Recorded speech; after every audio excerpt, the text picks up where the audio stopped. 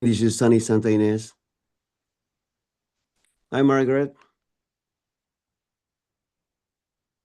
Hello. Hi, how Can are you you hear doing? me? I can hear you. Can you hear me? Okay, good. How was your Thanksgiving?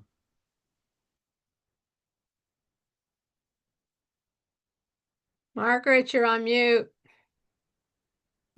Oh, Drop that. thanks. It was great because all of our kids come. Oh, yeah. I'll mute myself. How was yours?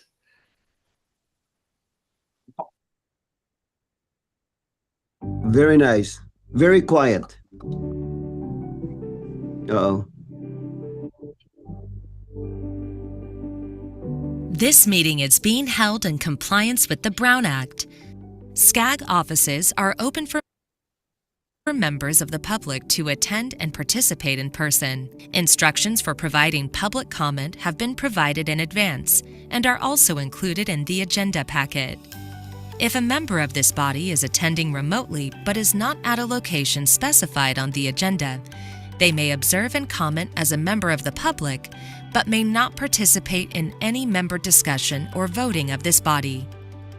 For all members participating remotely, please ensure your microphone is muted when not in use.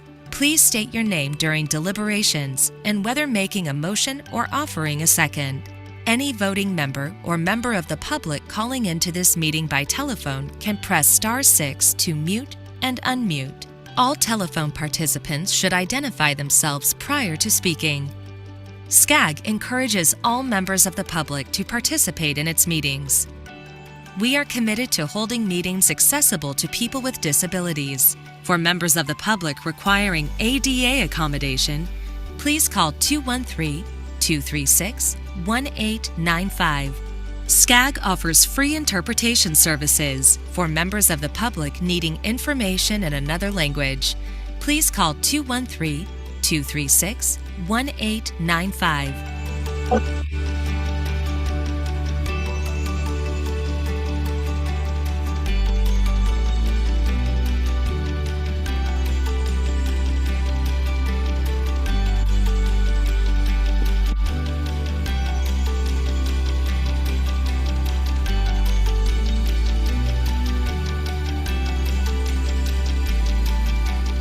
The meeting will now begin.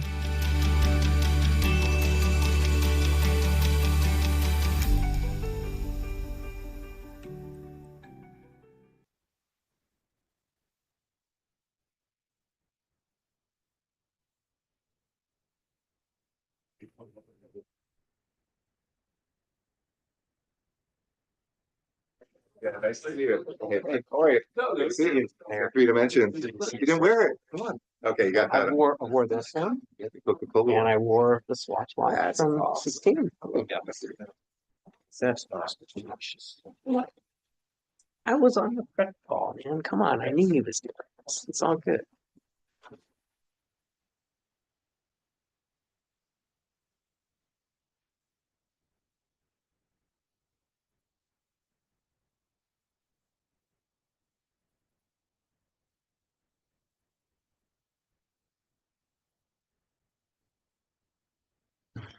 We're trying to get to a quorum.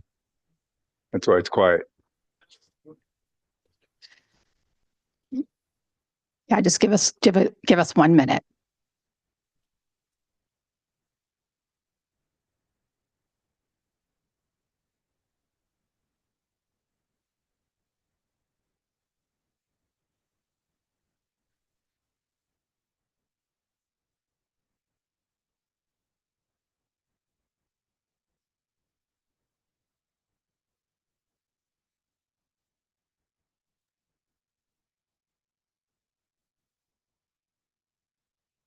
Christmas.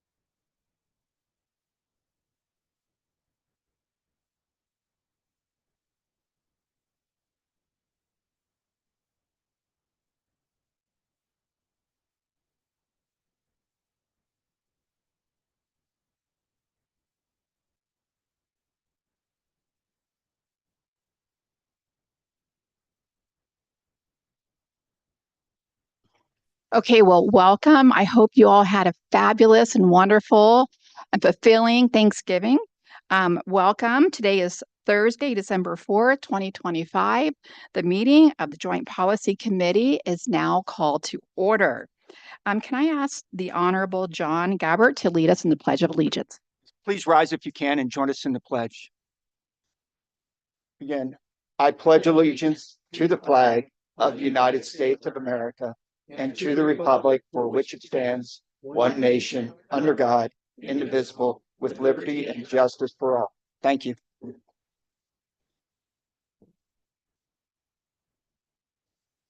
Clerk, can we confirm that we have a quorum? Madam President, we do have a quorum.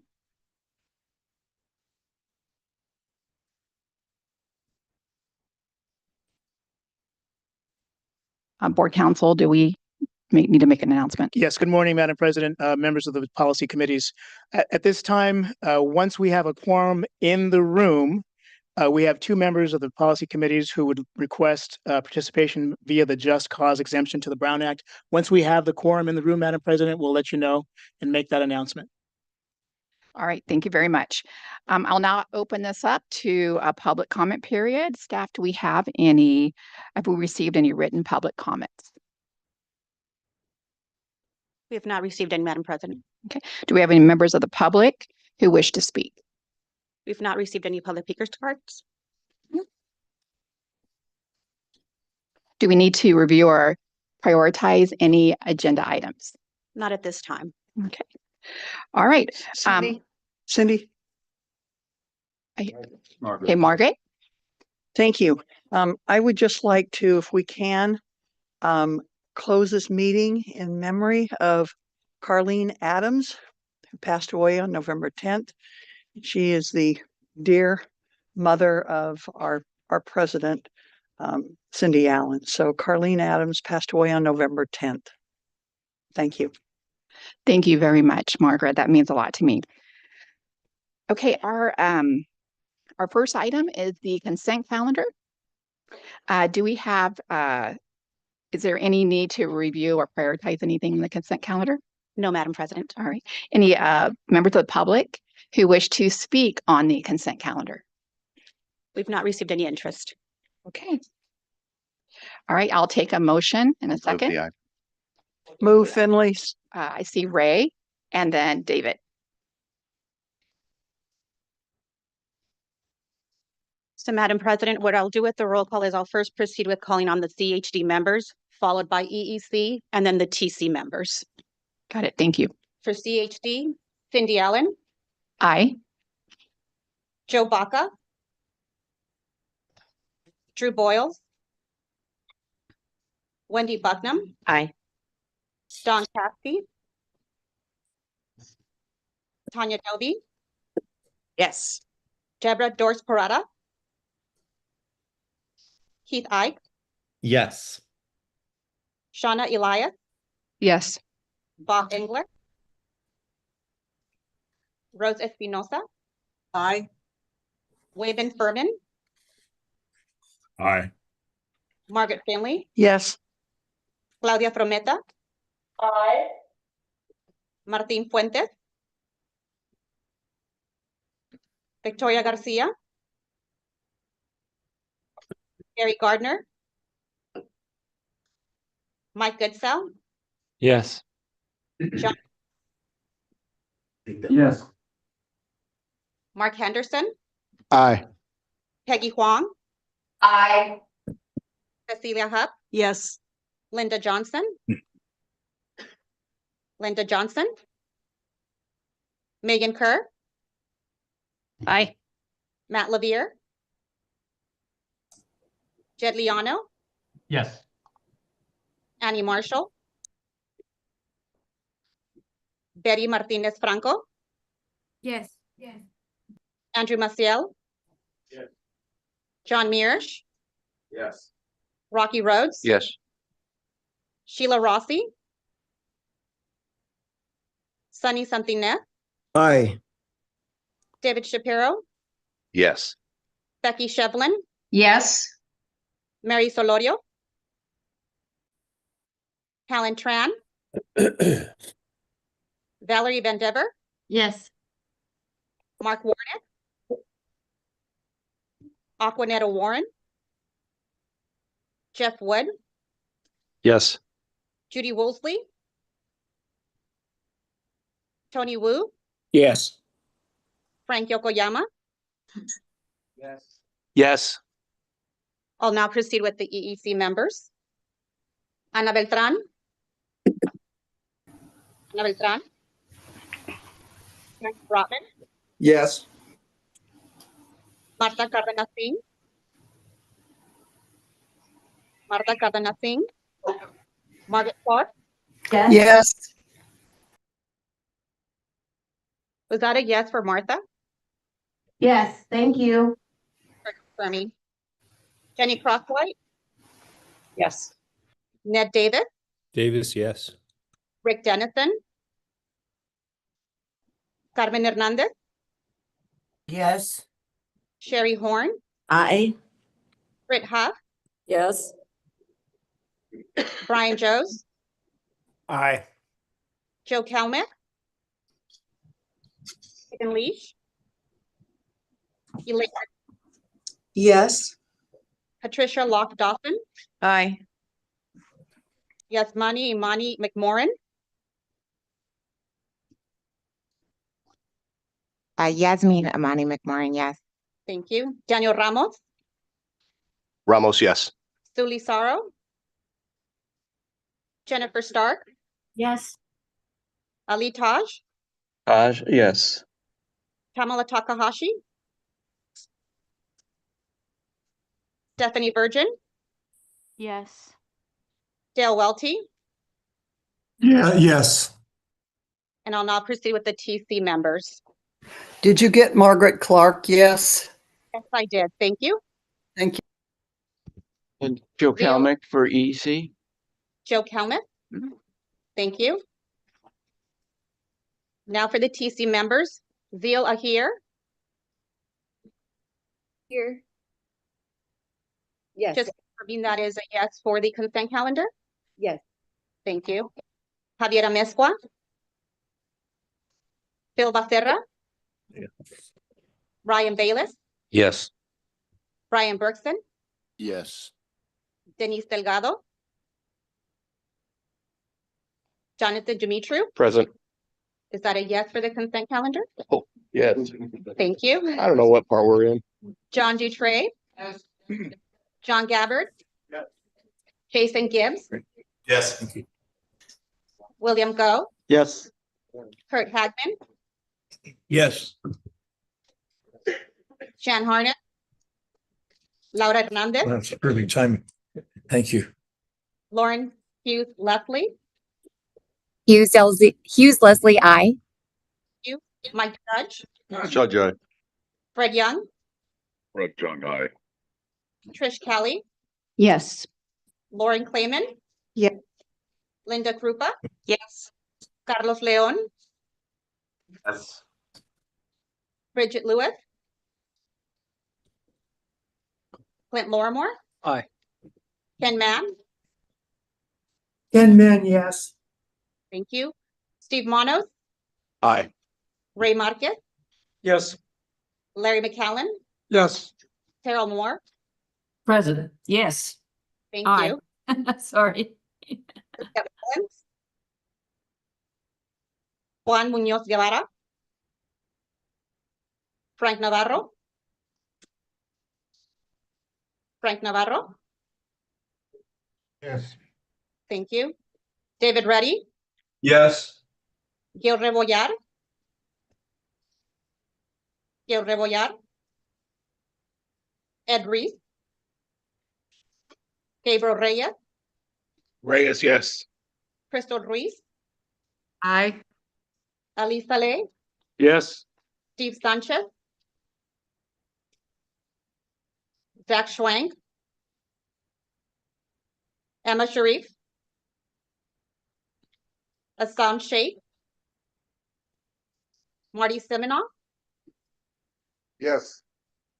Ward Smith. Speak. Aye. Cynthia Sternquist, Butch Twining, Steve Ty, William Uphoff, Yes. Colleen Wallace, Yes. Thomas Wong, Yes. Zen Wu, Abstain. Madam President, the motion. Excuse me. Excuse me. Hello, this is Marcia McLean, and you did not call my name. Apologies. Is I that a vote yes? thank you? And also, this is Lizette Mullins, and I did not hear my name, and I vote yes. Thank you. Thank you. Madam President, the motion for the consent calendar passes with 80 votes yes, 0 votes no, and 1 abstention. I do see a raised hand by one of our members, Claudia Fermetta. Good morning. I just want to make sure that my vote was registered. I didn't hear my name the second go around. Not a problem. I will note you down as a yes. And Hagman as well. And Sorrow, aye.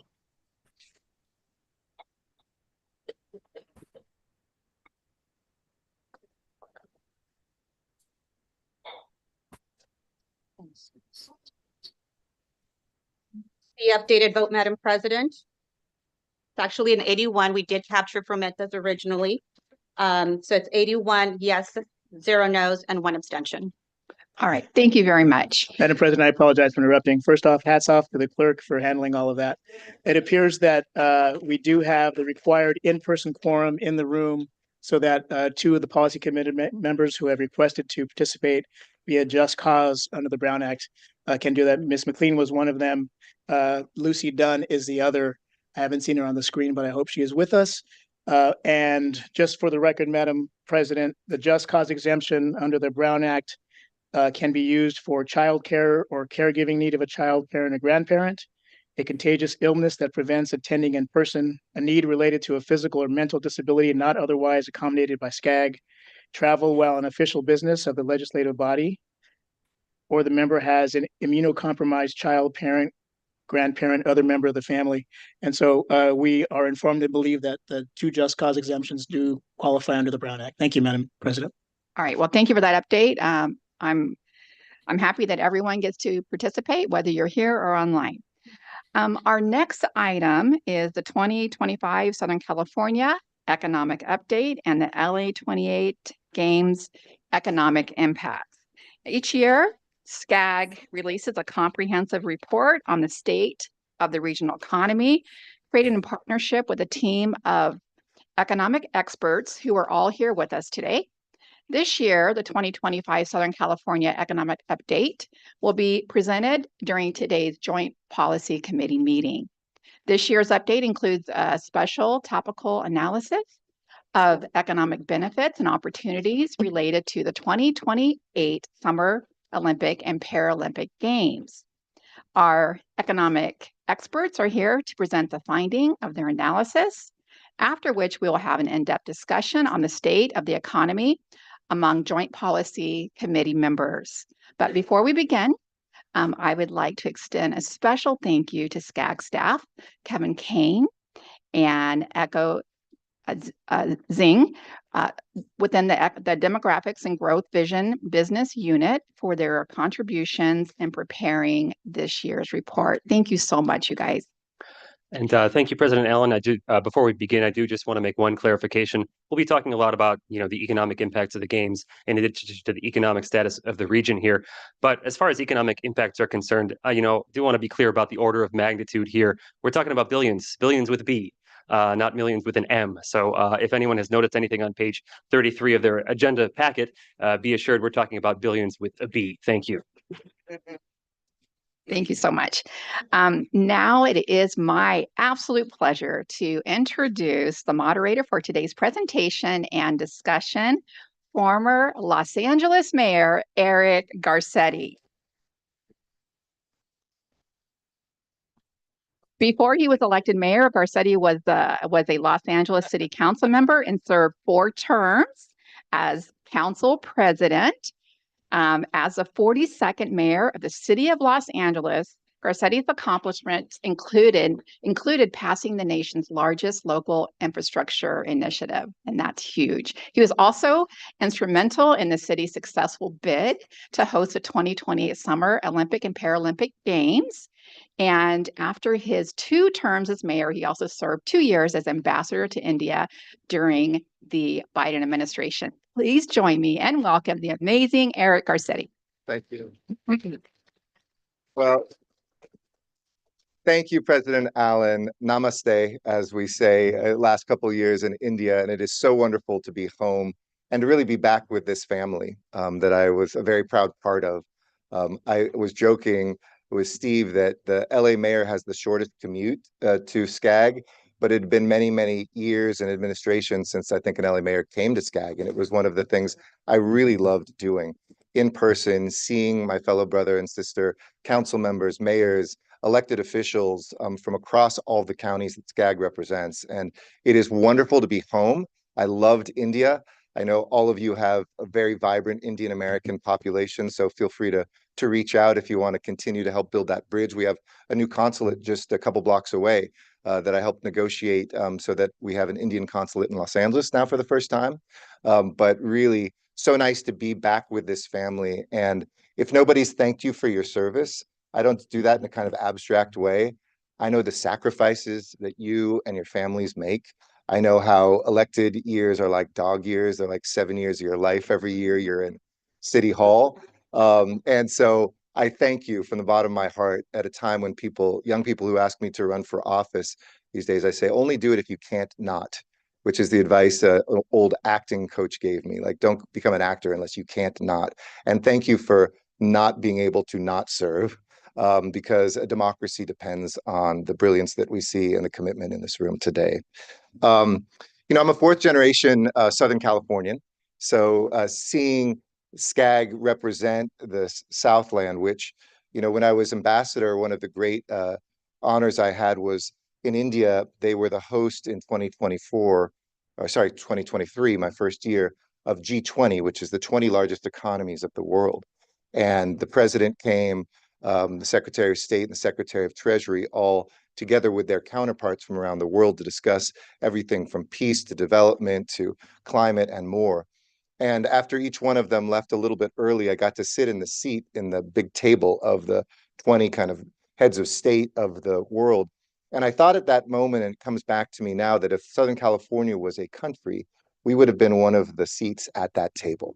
That's how big we are. That's how important we are. That's how contributory we are to the world economy, to our human family as well.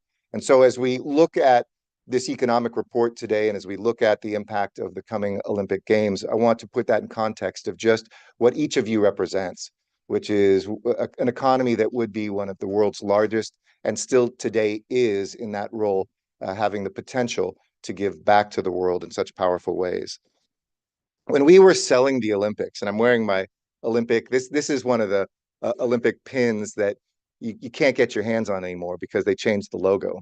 But when we originally were bidding, we put an angel, because Los Angeles, the Angels, we thought it would be wonderful to have the image of an angel. And as I was describing, it was the first time a female form had ever been used in an Olympic logo. Whenever there's been a body, it's usually a male athlete in the past and others.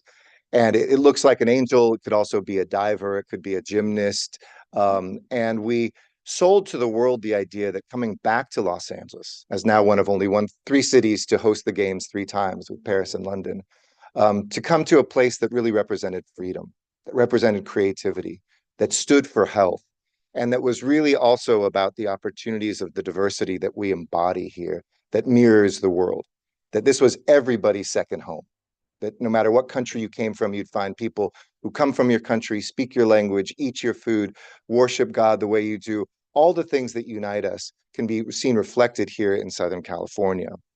And in 1984, to date myself, I was 13 years old when the Olympics came. Some of you are like, oh my God, that's so old. Some of you are like, oh my God, that's so young. We have age diversity in this room, which is beautiful too. But it was the most exciting civic moment of my childhood.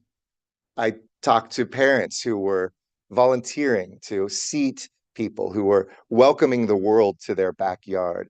I saw the pin traders who were out in front of the Coliseum, bringing their company or their neighborhood's pins and getting all of those and suddenly having them look like they were at a TGI Friday server's outfit. I saw the way that it unified our city. And, I was talking to friends yesterday about the power of sports. Sports is one of the few things left in the world that really does unite people. But here we are today with this opportunity, and we're going to be looking at our regional economy today, as well as talking about the opportunity that the Olympic Games will bring. And you think back in 1932, we won the games when nobody knew what Los Angeles was. We had bid, ironically, for an earlier games, had lost, but then during the Depression, nobody stepped up. We've actually never won an Olympic Games. We've never had a competitive bid. We've always been given it. So in 32, nobody else would. And they said, what's that city near Hollywood? Because Hollywood was known, but Los Angeles wasn't. And they gave us the first games, games in which we built the first Olympic Village, had the first photo finish, where we invented the Olympic podium, where things changed forever because Los Angeles, that's what we do. Southern California, that's who we are. In 1984, when the games were broken and there was so much conflict in the world, we again stepped up. It came down to no other countries besides us. They said, you have to guarantee the money for it. We said, we can't. And so we went home. Tom Bradley, my predecessor's predecessor, came back, and in a split council vote that was about to reject the games because we would have to be the ones to backstop it fiscally, he was able to threaten the Olympics, saying, look, if you don't have us, you have nobody. And the Olympics said, fine, you can have this private entity guarantee it. And we got the games in '84. And this last time, too, it came down to two cities, Paris and us. We suggested to the International Olympic Committee, Paris has bid twice and lost. America has bid twice and lost. You don't want to have either one of us be losers. Why not give us two games, 24 and 28? And they said, no, we can't do that. We don't do that. And then 3 months later, they said, what if we gave you both games in 24 and 28? And I said, like any good politician, your idea is a brilliant idea. I would love to do that.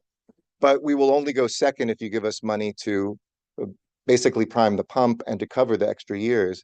And we won a historic $160 million, unprecedented, before the games even started, to start investing in kids in this area, to be able to have access to sports, Paralympians as well, because we're hosting our first Paralympics. It's not just the Olympic Games that are coming, and to be able to be, again, that third city to host for a third time. But, when I was preparing today, I was thinking about the year. I was thinking about how everybody's worried about inflation, the cost of living, potential recession, about the conversation about violence in our cities that is sweeping across the country, about the Dodgers winning the World Series, about the rise of partisanship, about the changing technology with devices coming into our homes seemingly everywhere.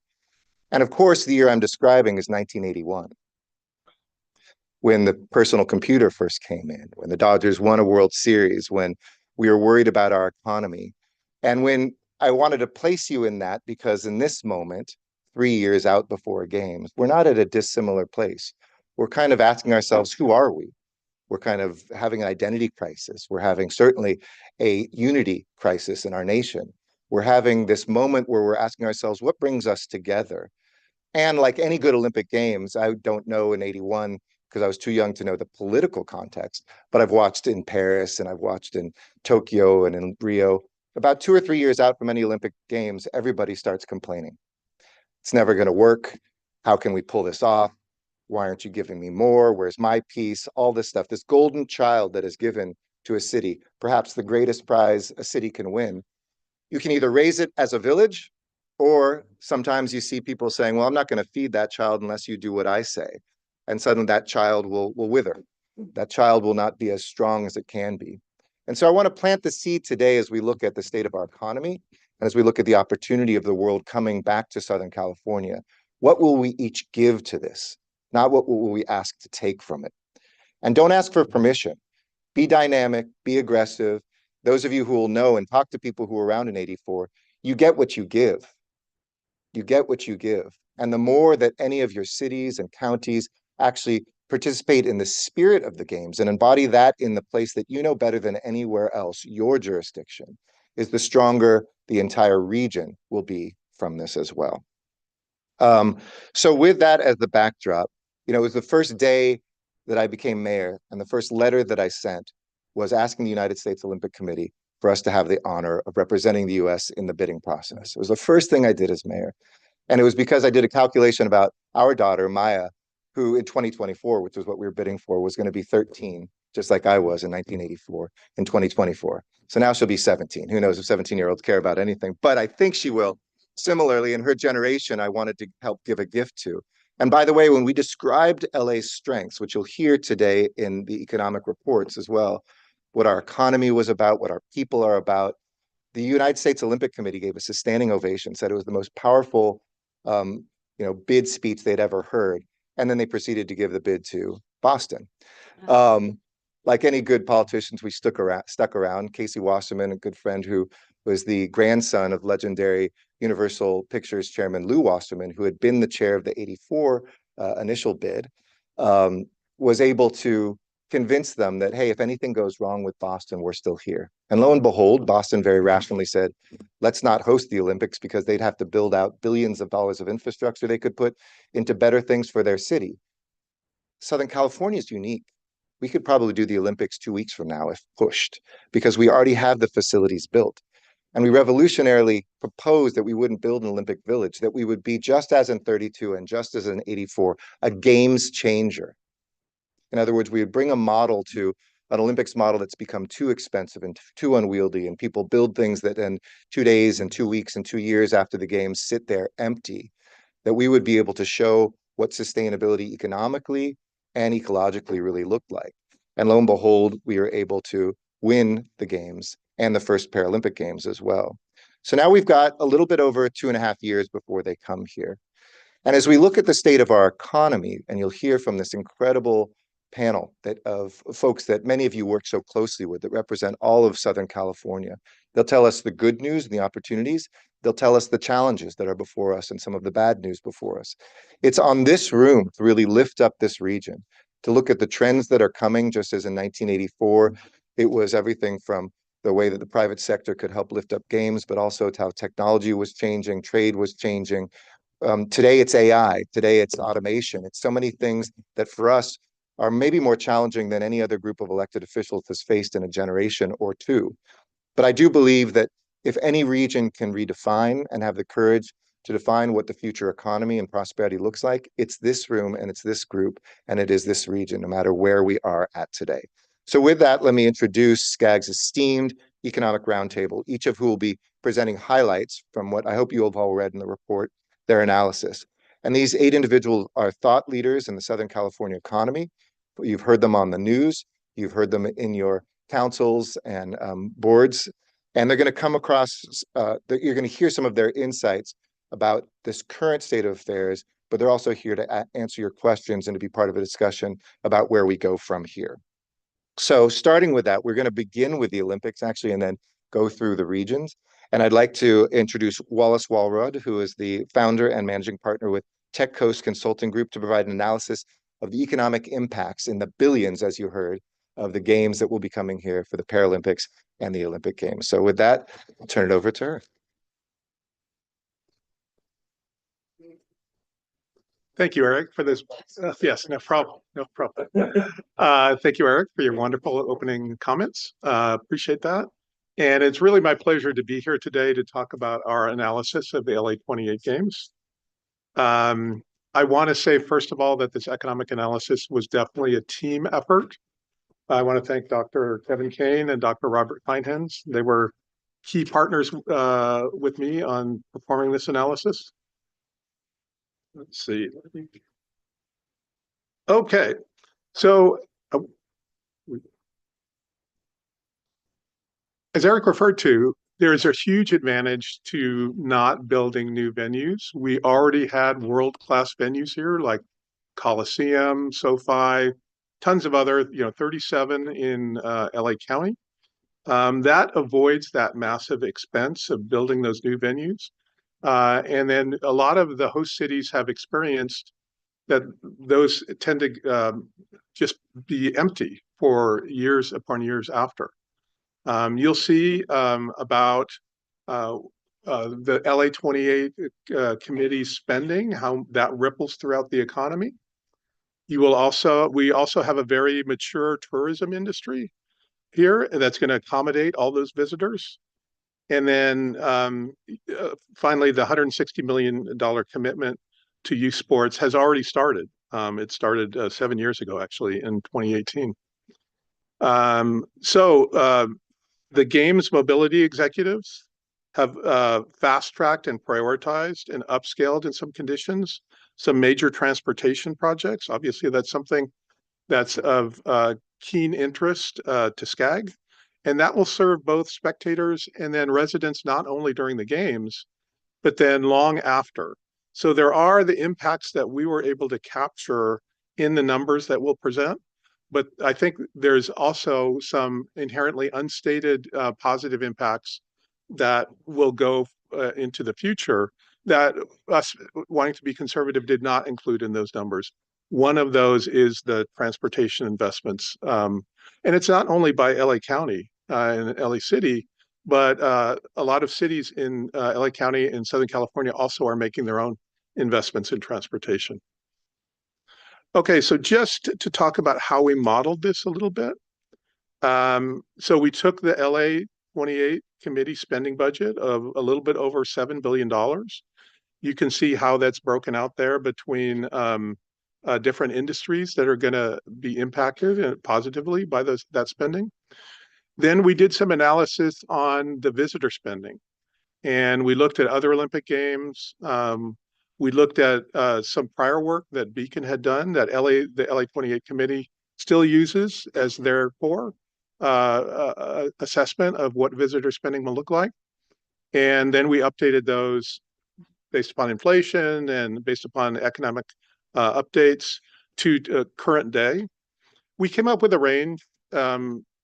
We don't know exactly what the world is going to look like in 2028 yet.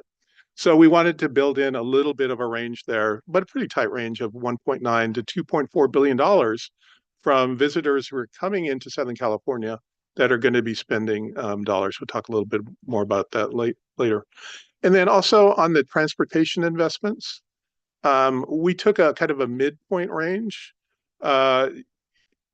What we wanted to do is not say that every single dollar was going to be directly related to the Olympic impacts. But we did want to capture some of that. And that's most of the range that we'll talk about is assumptions, and they're inherently inexact about how much of this is directly attributable to the Olympic Games. I will say an interesting thing that our research showed is that visitors who come to a game like this, to the Olympic and Paralympic Games, do spend about twice on average what a normal visitor into the region spends, and they do stay longer. We'll talk a little bit more about that. The economic model that we used is exactly the same model that's used for Connect SoCal. That's very much calibrated to the SCAG region. And then I'm sure in the course of listening to the economic benefits of the RTP and SCS, direct, indirect, and induced impacts all go into these top line models. So at the very top line, between 2024 and 2029, our low scenario is that the region will experience a positive almost $14 billion. And then on the high scenario, almost $18 billion of new economic activity that's going to come into the region. You can see here by county and there have been some economic impacts in the past, and maybe some that will be released soon that talk about just the impact on Los Angeles City and Los Angeles County. But of course, being SCAG, we wanted to look at the impacts across the region. You can see here of that high and low scenario. So the green bar is the low scenario, the blue bar is the high scenario. That LA County, having 37 of the 41 venues, is going to benefit the most. In the high case, almost $12 billion. But you can see also that about 33% of the overall impact is going to ripple throughout the rest of the SCAG region. So what that means is in Orange County, that's almost $3 billion of new economic activity, about $2 billion for the Inland Empire, Ventura a little bit less, and then Imperial not as much. but California benefits a little bit outside of the SCAG region as well. But those are the breakdowns. So it does ripple throughout the economy. Here's by year. Obviously, we started in 24. There probably was a little bit of economic activity before 24. 2028 obviously is when most of the impact. That's when the visitor spending will occur. The transportation improvements and the dollars that are being spent by the LA 28 committee, those are coming through increasingly in 2025, 2026, and 2027. We did model out through 2029. There is a small negative value. That's a result, this kind of the wake of that, all that investment that's being made from 2024 to 2028. But that's a very minute part of the overall economic impact. Here's where the job creation is going to occur. You can see it's spread throughout quite a few different occupational categories and industries. As I said, the construction jobs, a lot of them are related to the transportation investments.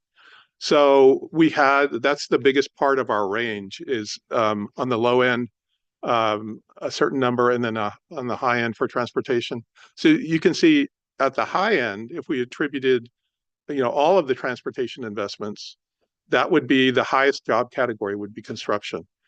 Having the low number, it's slightly lower, but you can see the administrative and support services, performing arts, spectator sports, etc., professional, scientific, and technical services, food and drinking places, obviously with the visitors, the tourists who are coming here, and then state and local government.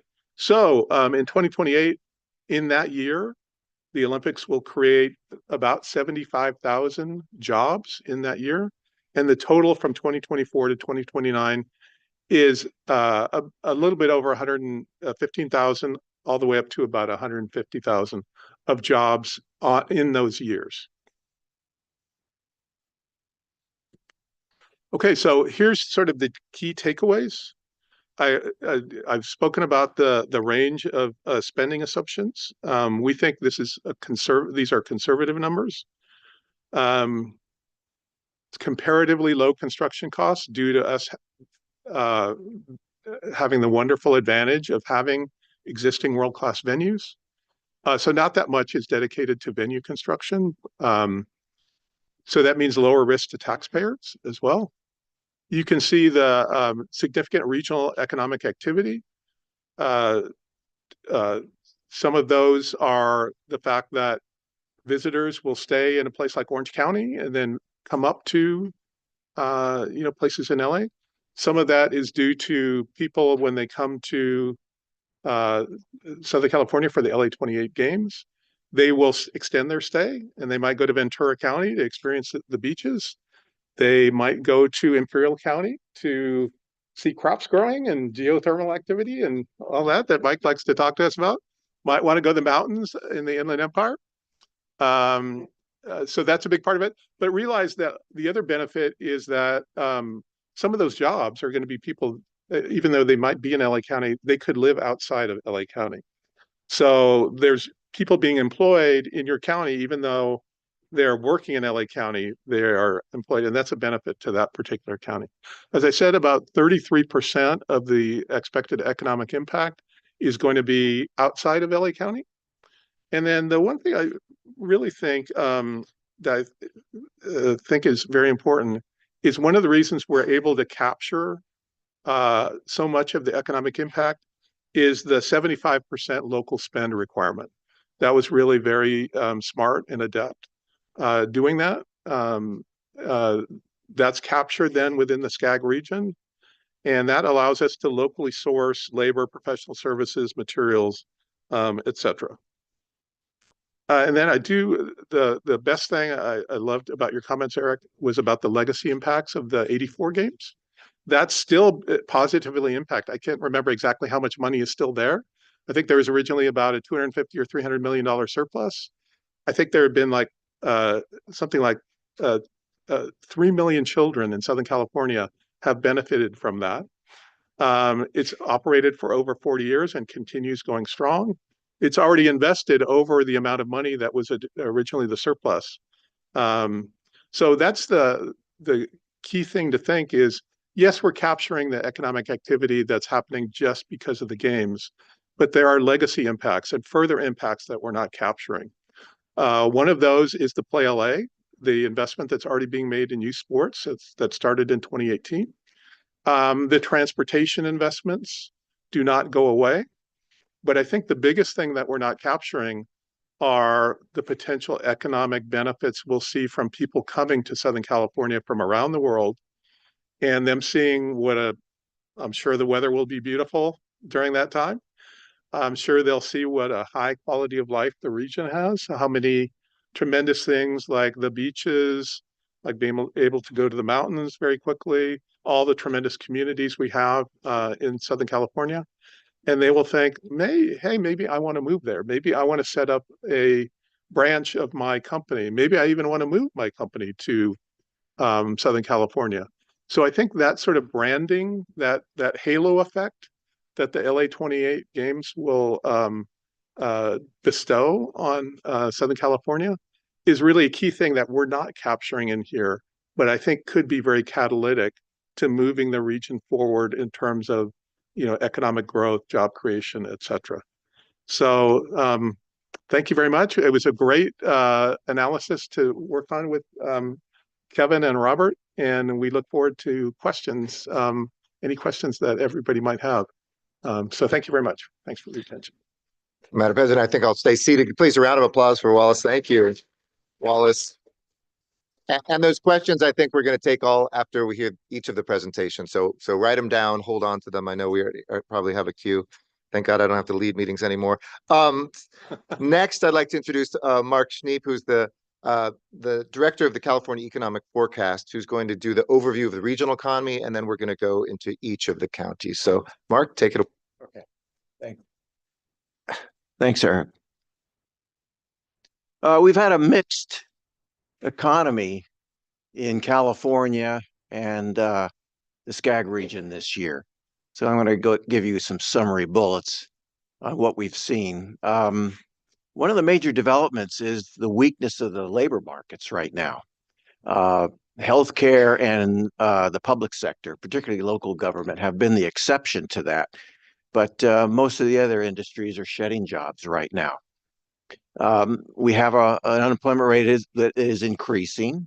However, it's largely just limited to the younger age cohorts in the labor force right now. Why is that? Well, it's the widespread adoption of AI systems in the business place, and that's impacted entry-level jobs, mostly in the professional services, in technology, in film, TV, in finance, and manufacturing. I'll talk a little bit more about these as we move on today.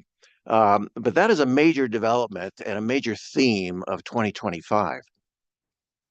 New residential development really has not weakened, but it really hasn't expanded either.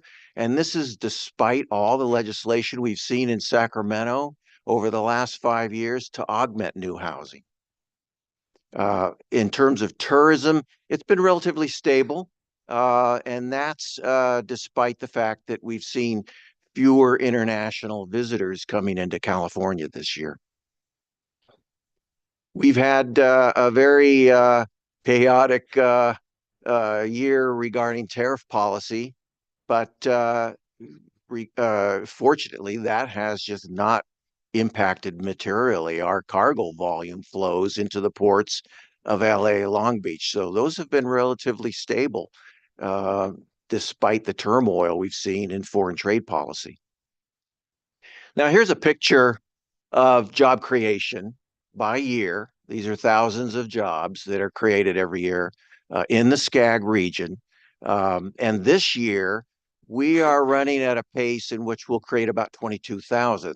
You can see that's very low when you look back on history. In fact, for the last 3 years, we've been below norm. So we have seen this weakening in labor markets that has slowly, gradually crept up on us. And this year, it's probably going to be the lowest that we've seen since the Great Recession. Here's a picture of where the jobs are changing over last year to this year by industry. Healthcare is the leading sector of growth by far and away, and then the public sector, particularly local government. But transportation, warehousing, a few jobs there, but all other industries, we're seeing a consolidation of the job base. Okay, so on net, we're hardly seeing any job creation in the SCAG region, and that's in tandem and in sync with the rest of California. Let's take a look at our high-tech employment, which is a major engine of growth in Southern California. And I define that as software development, data processing. This is computer components, scientific and technical consulting, and semiconductor design and development. So it's all jobs in those particular subsectors. And we've got about 200,000 jobs in this area. Now, let me draw a line here. This line is going to become important because I'm going to show it to you in a few more charts going forward.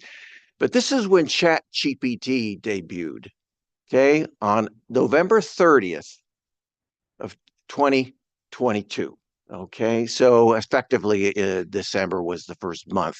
And that's when we all started to be able to use it. Okay, and back then we kind of laughed at it. It was wordy. It beat around the bush a lot in how it answered your questions. It lied a lot. You know, but one thing that it did do, and it only got better at it over time, was it was able to write computer software code. Okay, like Python, that's used extensively in software development. And so we saw the replacement of a lot of software workers. And then that started to extend into other IT systems as well. But you can see the decline of the job base that had occurred in tandem with the unleashing of ChatGPT on the world. All right. And chat, of course, is in version 5 right now. So it's only gotten stronger, and it's not lying as much either. Okay, let me talk a little bit about Hollywood jobs, which are motion picture, TV, and sound recording. That's on the left, and manufacturing is on the right. That box there is the writers and actors strike, okay, that lasted a number of months all the way up through November of 2023. You can see employment really weakened during that time period, which was expected during a strike. But when the strike was over, not all those jobs returned. Only very few of them did. It was the strike that really kind of masked the insidious nature of what AI was doing to that industry in terms of replacing many of the functions, many of the tasks in Hollywood.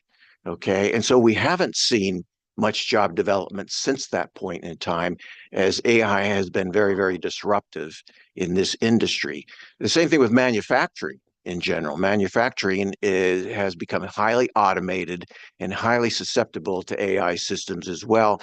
And we've also seen a weakening of labor there.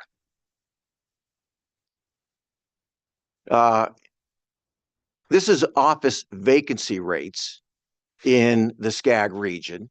The LA market in particular, which is shown in the chart.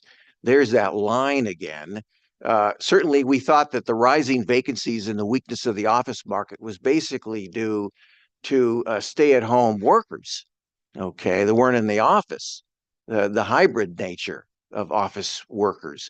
But it's also in lieu of the fact that, or due to the fact that we're not creating as many jobs in the office using sectors anymore. And so we saw vacancy rates rise, and they peaked out in earlier quarters of this year, but now we're on the downturn, thank God, and we're seeing at least a little bit more utilization. One of the big reasons for that, of course, is that we haven't developed any new office space in years in the region or in the state for that matter. As a result, office vacancy rates are still way too high. You can see them on the right for LA County, Orange, Ventura, but not so much in the Inland Empire, which has very strong utilization to this date. When we look at foreign trade volumes coming into the ports of LA, Long Beach, this is the main driver for our logistics industry in the SCAG region, which is extremely important and a major engine of growth. We really haven't seen much interruption. Again, as I said, due earlier to the foreign trade policy changes that have occurred this year. In fact, when we look at 2025, we are actually running ahead in terms of cargo volumes. That's imports and exports coming in, despite the tariffs. We're higher this year than we were in 24 or in 2023. So that hasn't been affected. The big story, I think, in the labor markets really is healthcare. And healthcare is employment is at an all-time record high. Now, why doesn't healthcare use AI? And it does use AI, it uses it extensively. However, the AI is assisting in diagnosing illnesses, taking over paperwork, a lot of administrative functions like updating patient records, things like that. So it tends to be augmenting the workforce in healthcare rather than replacing it. The other reason also is the number of facilities that we've been able to build throughout California in healthcare, in medical centers, in hospitals, and laboratories. And that's particularly the case in Riverside County, Los Angeles, and in Orange County. This is the new hospital that was just finished in September at UCI Medical Campus in Irvine. 350,000 square feet. That campus has been under construction for the last 2 years. When it's all said and done, and it's nearly all said and done, there's a few more facilities that will still be underway. It will employ nearly 4,500 workers. So that's going to be another big job boom to Orange County when that's all said and done. Turning now to tourism, it really hasn't softened much, a little bit due to fewer international passengers coming into California. So we have seen a 5% decline in international visitors. But coming into LAX, Europeans are off 6%. Canadians, however, are off 23%.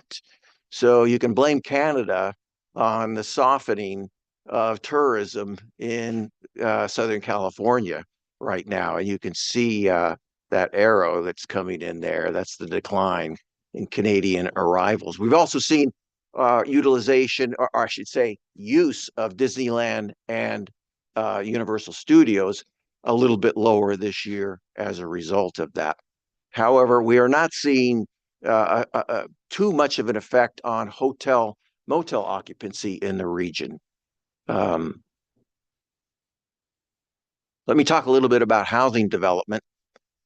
This is the picture of the total number of units that gets authorized for building in the SCAG region every year through 2025. Now, 2025 isn't done yet, but this is the pace. So if October, November, December continue at the same rate that the first several months did, this is how it would end up.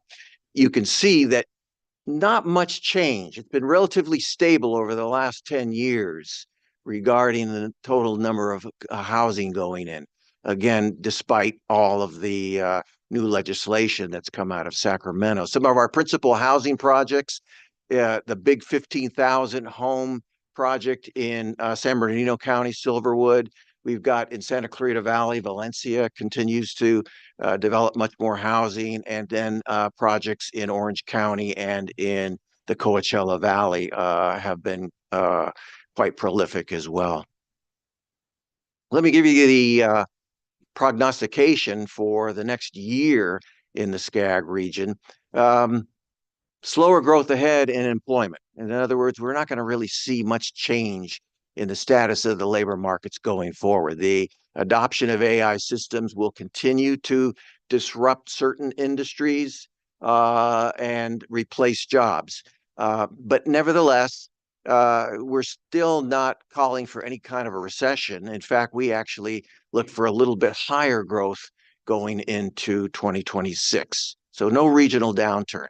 We look for a modest increase in growth, basically due to the fact that all the uncertainty that we've had this year due to the new policies regarding the downsizing of government and immigration and trade policy, those will kind of diminish because the business environment will become used to that now, and it's already becoming used to it at this point in time.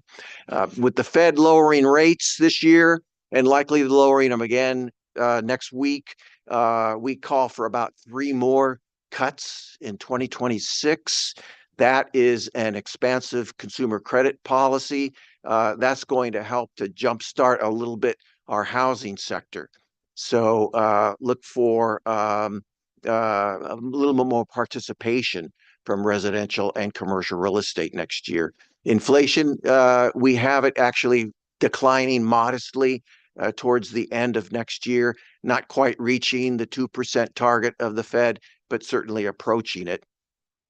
And growth in logistics facilities, which are significantly underway in the Inland Empire, and manufacturing facilities, which are significantly underway in El Segundo and in Orange County. They're going to create new employment opportunities as well as the onshoring of manufacturing, which is currently going on right now. Here's our job forecast for the SCAG region. Now, here's where we are. I showed you this earlier. This is the likely job creation this year. We don't have much going on next year. Again, a continuation of this year.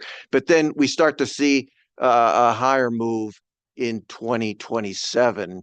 And then as Wallace just indicated, in 2028, we'll have the Olympics creating up to 75,000 jobs or thereabouts in 2028 alone. Here's my final words. The expansion of healthcare is going to continue to dominate the labor market. New construction and existing home sales, as I said earlier, they're going to move higher in tandem with the lower interest rates and also increasing household incomes, just simply due to higher productivity of the worker, due to more AI in the workplace. Okay, AI adoption continues to broaden, and AI continues to get smarter. Consequently, we're going to see more demand in the region and throughout California for data centers and for more electrical grid infrastructure to support those data centers. That will become a principal engine of growth in California going forward. Okay, thank you. Well, thank you so much, Mark. That was a great presentation. Really helpful. And my personal takeaways are, I just want to say we love Canada, and it's a good time to take your children or grandchildren to Disneyland or Universal Studios, apparently. Next, I'm going to ask Michael Bracken, who's the managing partner and chief economist of the Development Management Group, to start our county analysis, beginning with Imperial County. Thank you for being here, Mike. Well, good morning. First, if you're a fan of food and eating, as the Olympians will be, you're a fan of Imperial County. The region routinely produces billions in agricultural product that helps propel California's economy and literally puts food on your table. From field crops like alfalfa and Sudan grass to those that directly see your table like lettuce, carrots, broccoli, and onions, the region is a human highlight film for life of a farmer. Let's jump into the vital statistics. Median household income is at about $62,400. Obviously, it is significantly lower than it is in most of California, but quite frankly, it is on par with an agriculture and blue-collar based economy. The gross domestic product for the region hit $10.5 billion in 2023, or $56,000 per capita. This is an astonishing increase of over 22% from 2022. This was largely driven by investments in solar energy production and battery storage to support the renewable energy industry. Imperial County is now California's third largest producer of renewable energy, with over 9,400 gigawatt hours produced in 2024. The lights that are on and the computers running in this facility right now are likely powered by either Kern County, Riverside County, or Imperial County. Agriculture production for 2024 totaled about $2.5 billion.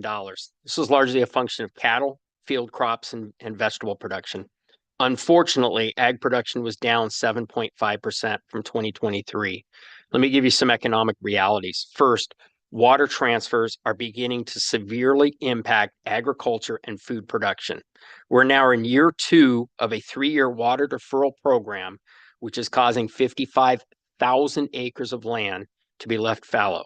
Please let me be clear, the food that we eat does not come from Ralph's or Albertsons. It comes from farmers, and farmers need water to grow food. Second, sugar beets. If any of you have not seen a sugar beet, think of a softball-sized potato, and they're about that ugly. In recent years, the region has seen about 25,000 acres of annual sugar beet production. The sugar beets were not only grown in Imperial County, but were processed into sugar there. Just 2 months ago, the Spreckels Sugar Company closed its processing plant in Imperial County, moving the sugar processing allocation to Minnesota. Ultimately, this will cost the region 700 direct and indirect jobs. And that's a region that only has 60,000 total jobs. You get a sense of how big of a hit it is. This is at a time when the unemployment rate is already at 21.5%. That's before the sugar beet loss. These two statements paint a grim picture for the region, but there is some hope.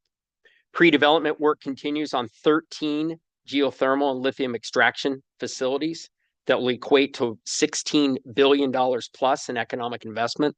These projects will produce over 7,000 one-year equivalent construction jobs and over 1,000 permanent employment opportunities. Next, as folks around the world seem to have an insatiable appetite for information and data, we're always on these damn things. The region is being looked at by household name data centers. These data centers also represent economic investment and new employment opportunities for regions starved for jobs. Finally, I recognize that it's easy for Imperial County to get lost in the shuffle with the economic engines of the balance of the SCAG region. But Imperial County punches well above its weight in both agriculture and energy production. Thank you. Super. Thank you so much, Michael. Next, we're going to head to Los Angeles County, and Shannon Sedgwick, who is the Senior Director of the Institute for Applied Economics for the Los Angeles County Economic Development Corporation, or the artist known as LAEDC, is going to provide an overview of LA County. Thanks so much, Shannon. Thank you. Good morning, and thank you for the opportunity to provide an update on Los Angeles County's economy. As the largest county economy in the U.S., we're approaching about $1 trillion. Our county remains the economic anchor of both the SCAG region and the state.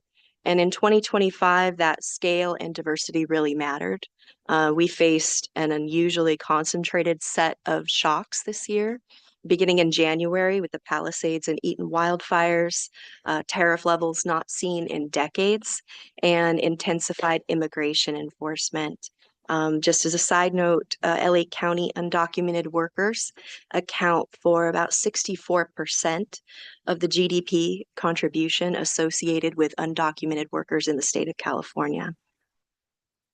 So even with these challenges, the county continues to demonstrate remarkable resilience.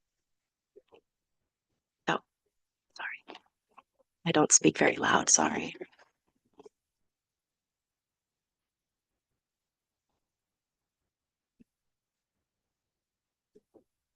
So employment is the clearest example of some of that resilience.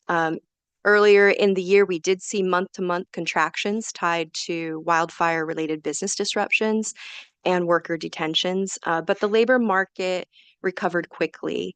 By the end of 2025, we expect that Los Angeles County will have added about 38,000 payroll jobs, with gains concentrated in healthcare and social assistance, public administration and transportation, and warehousing.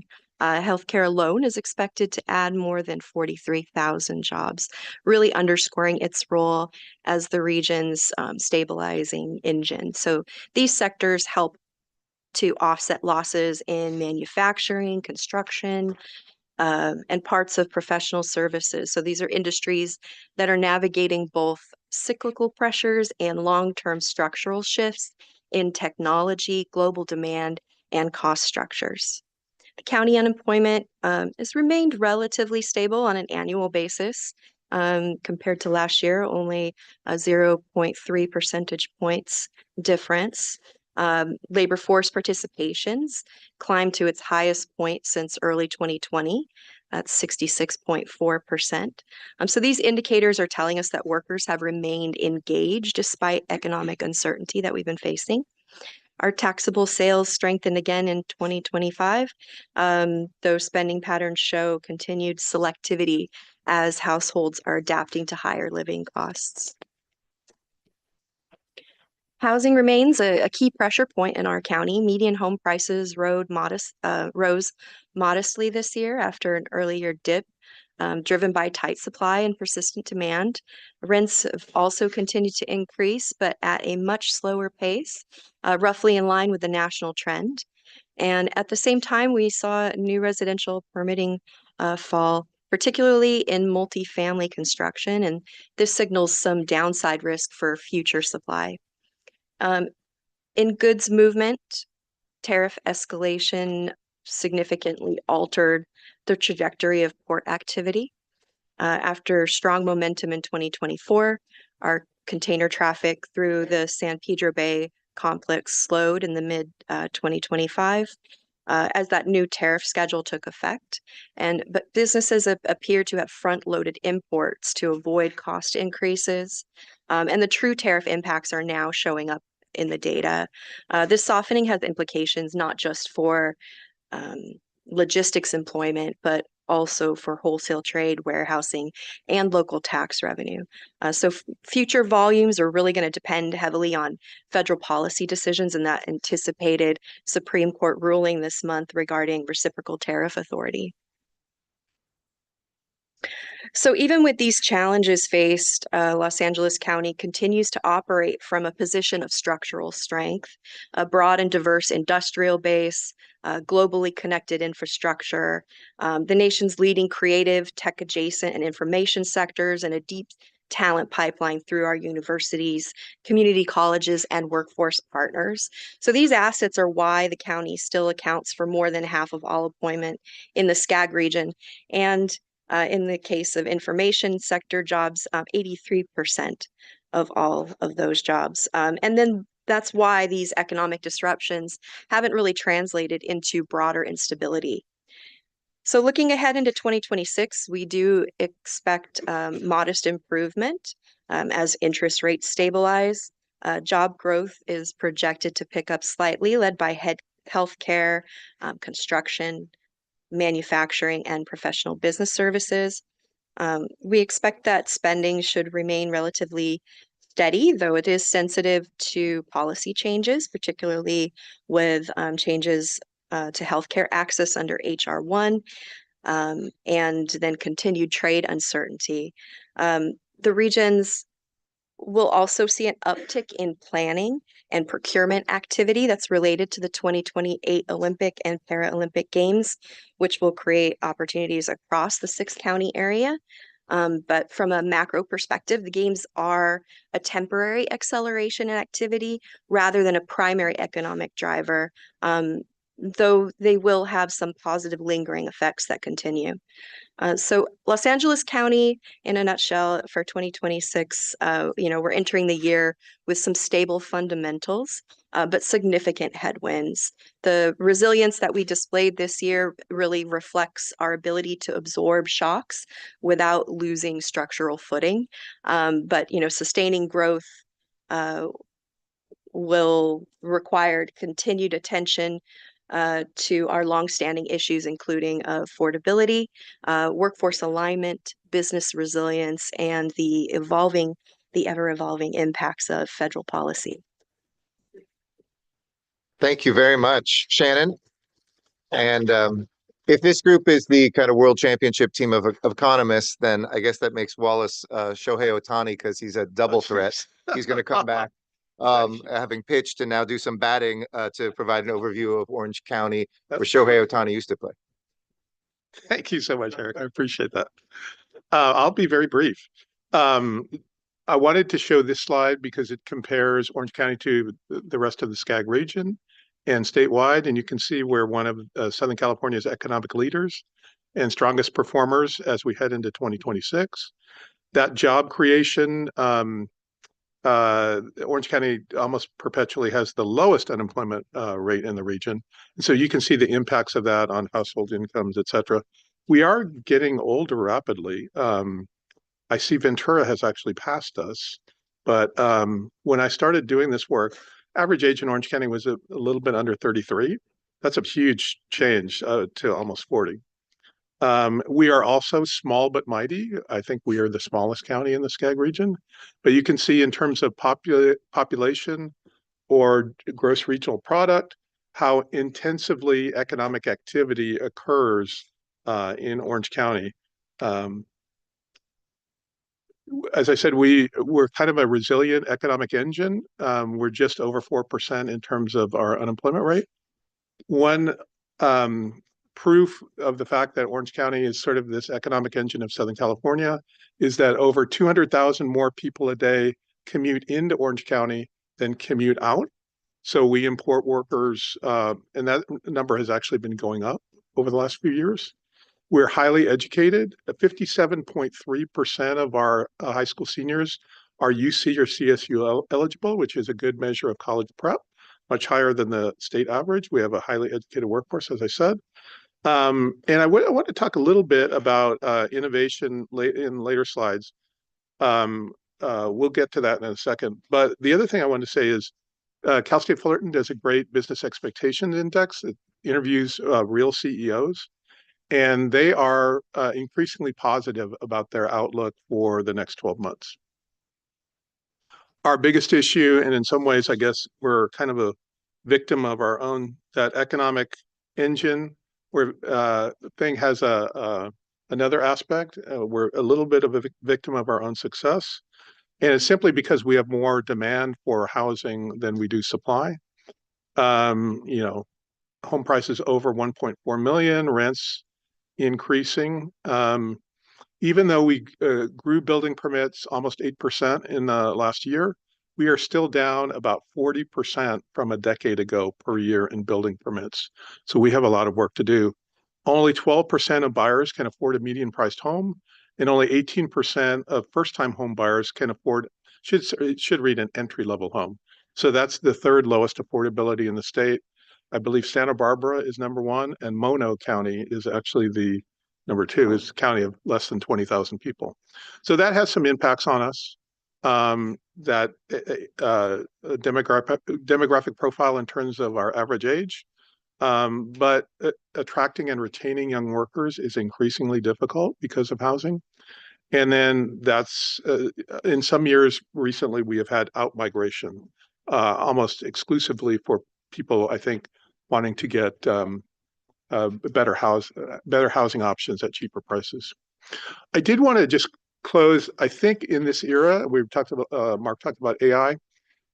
If we're not playing in the game of tech and innovation and entrepreneurship, we are going to get left behind. I think if you look on a national basis, those places that are doing well have made investments in their innovation environment. And we're lucky that we have many different industry sectors, but probably the top one is life sciences. And primarily in Orange County, that's medical device and some biotech and pharma. That has a very high location quotient. That means how concentrated you are in a place versus the nation. It's supposed to grow employment by over 12% compounded annually by 2035. And then you can see semiconductors, aerospace and defense, which has had a resurgence, especially around a company called Anduril, which is a major provider to the Defense Department now of things, autonomous vehicles, not just drones, but autonomous sea vehicles and other land vehicles. And so I just wanted to conclude, here's where dollars are going in terms of venture capital investment in Orange County. You can see artificial intelligence, machine learning top for the last 3 years and so far in 2025. Robotics and drones, Orange County has become a huge center of that. And it's all based around this company, Anduril. And we even have, like at community colleges, we have a drone apprenticeship program at Fullerton College. Huge new source of jobs. And then finally, augmented reality. And then you can see a pretty nice portfolio of other things. a lot in the life sciences or health tech. So quick tour of Orange County, and I'm going to hand the remote. So thank you very much. Appreciate it. Thank you, Wallace. Appreciate it. Next, we have a duo, Manfred Kyle, who's the chief economist of the Inland Empire Economic Partnership in Claremont McKenna College, and Robert Kleinheinz, who's the who's the director of economic research at Cal State University Long Beach, will present next about Riverside and San Bernardino. Good. Thank you, Mayor Garcetti. And first of all, let me say we agree with the mayor's statement. We love the Canadians as well. and that's because of Coachella Valley seeing snowbirds every year, right? And as much as there's fear, given Mark Schneep's remarks about the drop of Canadians coming so far, when Trevor McKenzie and his French-Canadian wife, Celine Fortin, sit currently in Vancouver, it's not that bad, you know? It's maybe in the 40s, so it's getting cool, right? And so maybe you say, I don't want to go to the US because they don't like me or something. Life looks much different when the temperature than the daily high is 25, right? And so we're going to see, by looking particularly at PSP, Palm Springs Airport, when we see the numbers coming in, what will happen in November and December. That's when it really starts to count, right? Because that's when you get serious about, I got to look south at the moment, right? In many ways, we've looked in the past as the Inland Empire as one region. It's consisting of Riverside County and San Bernardino County. And there are three factors that you have to know about the Inland Empire to describe it. Three big factors, right? So first of all, it's populous. In the United States, there are 380 metropolitan statistical areas. They consist of one or two counties, right? So Riverside County, on that scale of 380, where do you think it might be? Maybe you will say 150. We are the 12th largest MSA in the United States. We just passed San Francisco. We're 200,000 short of number 11, which guess what? Is Boston, Cambridge, right? And then the next one was 200,000 ahead is Phoenix. So we're about to become the 10th largest MSA in the United States. That's fact number one that you have to know about the Inland Empire. Fact number two, there's a huge amount of commuters. So if you're stuck on the freeway, like I will be in a minute, then it's because every day, there are 350,000 people who commute from the Inland Empire into the coastal regions, right? We don't understand 350. What does that mean? Coachella Valley has 400,000 people. It's as if that entire Coachella Valley would come down the 10 and the 210 and the 91 in one day, right? And that's why you're stuck. And similarly, I couldn't have come in this morning. I had to come in last night, right? Because I would have had to get up at 3:30 to make it here. And number three, housing costs are lower, right? So who are these people who live in the Inland Empire, these commuters? These are people who get better paying jobs in the coastal area, but they can't afford the housing in the coastal area. And so they buy in the Inland Empire, right? So the whole trick is what you see here. The Inland Empire has basically put all its eggs in one basket. And it's similar to California at the moment. And what are those three eggs? And they did well. It's like if you do an investment and it has taken you so far at the moment and you're happy, right? And what are those three? It's local government, that's basically public education, right? It's health and it's logistics. So in the Inland Empire, in San Bernardino County, logistics is now the number one employer. 20% of employment is in logistics in San Bernardino. Every fifth person works in logistics, right? Not quite that true for Riverside County. So Riverside County, you can see A more important sector is construction. So those are the two big differences, right? Now you put your eggs into the basket. What if somebody is going to, in financial investment, what you didn't diversify, right? And if we think about next year, where are the policy attacks going to come from? They're going to come, as you said, in health, public education, because already the number of students in classes 5 to 12 is shrinking, right? And the third one is logistics because of tariffs. That doesn't bode well in terms of what you see, right?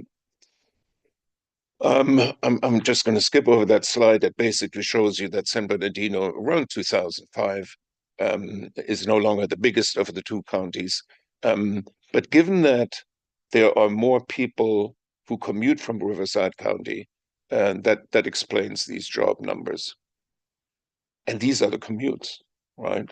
So if you're in Riverside County, a few more commute into San Diego County than otherwise.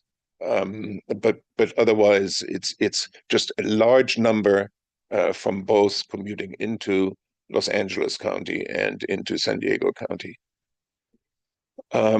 This is the usual picture. I don't have to say much about it. It's like with the other regions, right?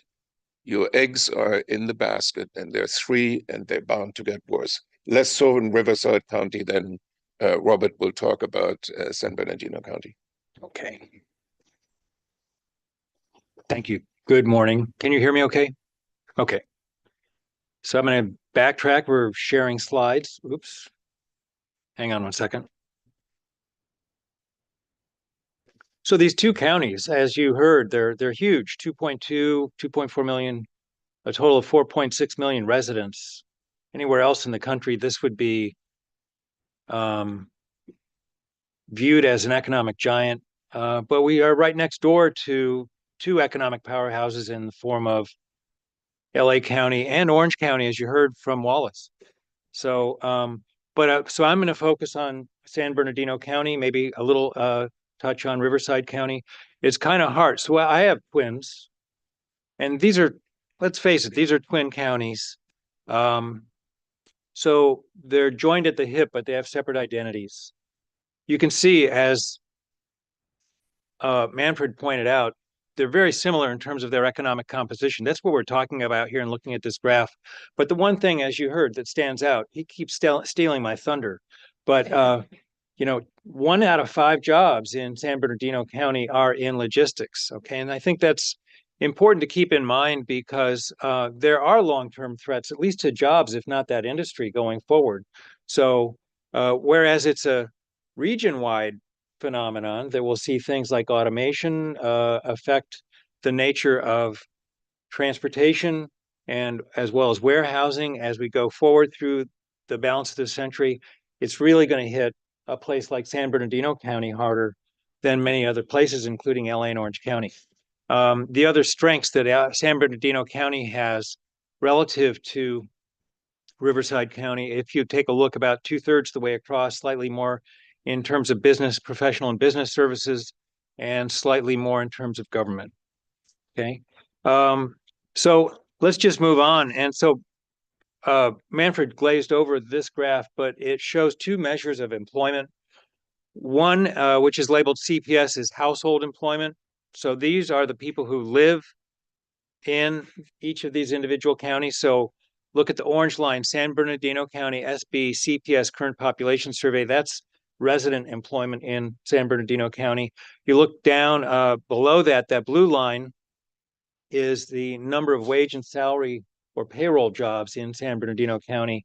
So you take this information along with this next slide, and one of our biggest exports, if you will, from San Bernardino County and Riverside County for that matter, is people. And one of the places those jobs are imported to, as you heard from Wallace, is Orange County.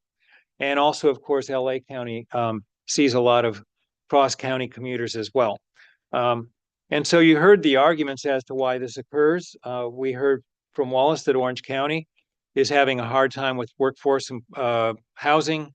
And so a lot of the workforce in Orange County really primarily comes from Riverside County And then there's a lot of workforce employment in LA County, San Gabriel Valley, and so on, even downtown here, that comes from San Bernardino County.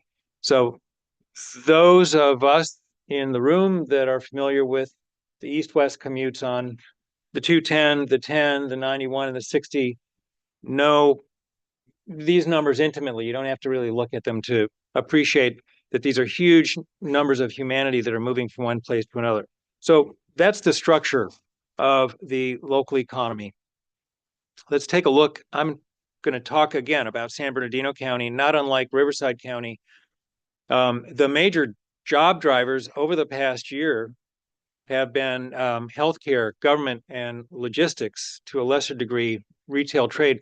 But if you take a look at this figure and the previous one that you saw from Manfred, these only go through the end of 2024. One of the disadvantages of having these two counties that are joined at the hip is that a lot of the official data that we get is reported at the two county level.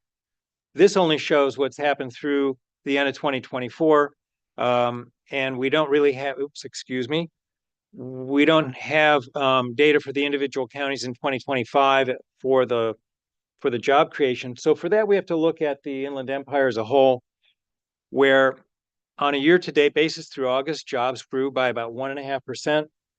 So that's not bad, but the long-term average is about 2.8%. So we're seeing slower growth in the Inland Empire, just as you heard Mark describe for all of the SCAG region. The unemployment rate in San Bernardino County was about 6.3%, really not a whole lot different from a year ago when it was 6.2. The long run average, I think it's always good to have a perspective on these current indicators. The long run average is 7.4%. These numbers are not bad, but they're not great. And they're anchored, as you heard already a couple times, they're anchored by just a handful of industries: healthcare, logistics, government growth. And each of those, as well as to some degree, leisure and hospitality, which is tourism and local restaurants and things like that. So each of those industries that are driving growth at the present time in the Inland Empire region, in San Bernardino County in particular, are in danger at the present time. So when we take a look at the year ahead in 2026 in the Inland Empire, we're talking about maybe eking out very, very limited growth in overall jobs, mostly hinging on these industries that I've already mentioned. And if we see stuff that comes from policy decisions, whether it's from at the federal level or locally, that imperil healthcare, local government, logistics, that also puts the entire economy in the Inland Empire region at risk. So, I don't want to sound too gloomy, but I think we just, and it is indeed the case that nationally and locally, we have a lot of resilience in our economies. We have gotten through so many things over the last few decades in a remarkable way. So we have to count on that to carry us through 2026 and into 2027. Thank you. Thank you both very much, Robert and Manfred. Next, we're going to go back to Mark Schneep to take us to our northwest border in Ventura County. Mark?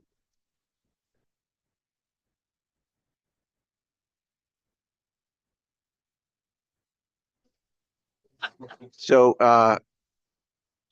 real quick, just like the rest of the SCAG region, and which everybody has said, we've had virtually no labor market growth, very few jobs created in Ventura County, but the unemployment rate is still low. So we don't see a lot of calamity in the labor markets. And that has been sort of the theme that we've seen for all the counties, for that matter. Port Hueneme is being affected by the tariff in a much more substantive way, down 17% this year. And Ventura County has had a population decline year by year since 2016. That was interrupted in 2024 with a modest increase. But given the immigration policy that is now in effect, it's likely to resume its downward trend. Regarding agriculture, where strawberries, raspberries, and lemons are big, the farm sector is at best stable. If you adjust for inflation, valuations have basically been in decline in agriculture. one of the industries that is positive is new housing, believe it or not. We're seeing much more development in 2024 and this year. Okay, here's the job numbers, like I showed you for the SCAG region, but isolated to Ventura County. Very few jobs this year will be created, and that's been the case for the last few years. Let me give you the outlook for next year. AI will continue to interrupt job creation, probably even beyond 2026. We'll see how that works out. We still need to see how disruptive AI will continue to be. Wallace mentioned that the older population is now being taken over within the SCAG regional counties by Ventura. That is the case. That has shaped the demographic profile. That has also limited labor force growth. Okay. But with little labor force growth, the lack of having hardly any jobs created, it may not be a big looming concern. We just simply don't have the labor force to accommodate that. Automobiles is big at Port Hueneme, and so tariffs on BMWs are limiting them coming in. It's just that simple. But we think that that's going to change as importers acclimate to the new tariff policies all through next year. And development of housing is going to be the principal engine of growth. You can see our forecast shows that we're about the same level as we've had the last 2 years, which have been above normal. Okay, thank you. Thank you very much for the Ventura report, Mark. And next, Beth Tamayos, who's a research director at the University of California, Riverside School of Public Policy, is going to provide us with an overview of the topical brief, Economic Opportunity in Healthcare Occupations. Thank you, Beth. Right. Thank you for everyone, and thank you for the opportunity to present this morning on economic opportunity in healthcare occupations. As you've heard from several of the presenters today, one of the industries that's actually showing broad growth is healthcare. But what we're going to talk about a little bit today. Hey, Beth, can you speak a little bit closer to the mic? We can't hear you. Okay, sorry. Is that better? Okay. All right. Well, so as you've heard from several other presenters, the industry that's really showing the most growth throughout the SCAG region is healthcare. But if you look at Bureau of Labor Statistics data, that we're showing that healthcare is the one that's growing the most, and that we're not adding a lot of jobs in a lot of regions. If we look at the occupations that are with there, healthcare basically covers 3 different ones. So there's healthcare practitioners and technical occupations, and these are physicians, registered nurses, physical therapists, physicians assistants, and pharmacists. Then we have healthcare support occupations, and these are home healthcare and personal aid. So those are the ones that usually take care of elderly residents, elderly relatives, and we have nursing assistants. And then finally, we have personal care and service occupations, and those are jobs that are related to your own appearance. Now, I wanted to talk about this a little bit today because while we talked about how employment growth in healthcare is a big deal for the SCAG region, if we talk about the actual occupational growth, there shows a very stark difference. If we look at employment change over time, personal care and service occupations have decreased, whereas healthcare support and healthcare practitioner occupations have both seen increases. In particular, healthcare support occupations have seen significant and steady growth over the past few years and outpaces growth in really any other occupational category. Now, this is noteworthy because of the difference in these occupations. As you recall from the previous slide, when we talk about healthcare support occupations, this is the one with the largest growth. This includes the lesser known, what I'm going to call healthcare adjacent occupations. So these are, again, the folks that are taking care of elderly residents, doing a lot of home health support services, orderlies, versus what we call healthcare practitioners and technical occupations. And this is the ones with comparatively less growth. And these are the more well-known jobs of doctors and nurses. Now, this difference in the amount of jobs for each occupational category becomes particularly important when we think about the amount of pay in wages. From an equity lens, the median wage for healthcare practitioners and technical occupations at least 2 times, if not 3 times, that of healthcare support occupations. So that means that while healthcare as an industry is growing, the majority of jobs created are actually not in high-paying occupations. the overwhelming majority of jobs being created are in low-paying healthcare adjacent occupations. And then additionally, when we look at the major occupational categories overall, so this is not just in terms of healthcare, jobs in health support occupations make among the most, if not the lowest median wages, period, across all of the SCAG MSAs. And you can see in this image here, these are the 4 SCAG MSAs and the healthcare support occupations. So again, these are folks like home healthcare aides. We're looking at maybe $16 an hour versus their doctors and nurses are making usually 45 and up an hour. Now, while this may not sound like the most positive analysis, from an economic development perspective, the stark difference does provide a potential opportunity. It is much easier, both in terms of time and money, to get a job in a healthcare support occupation.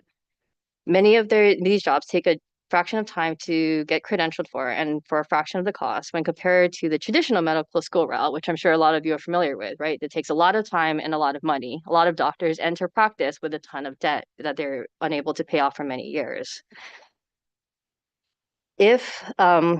If there are clear, accessible pathways to move from a healthcare support occupation to something that pays better, that could be something that educational institutions and local economic development agencies may want to seriously think about. Policymakers would be wise to consider various opportunities for training, reskilling, and upskilling such that job creation can be more equitable.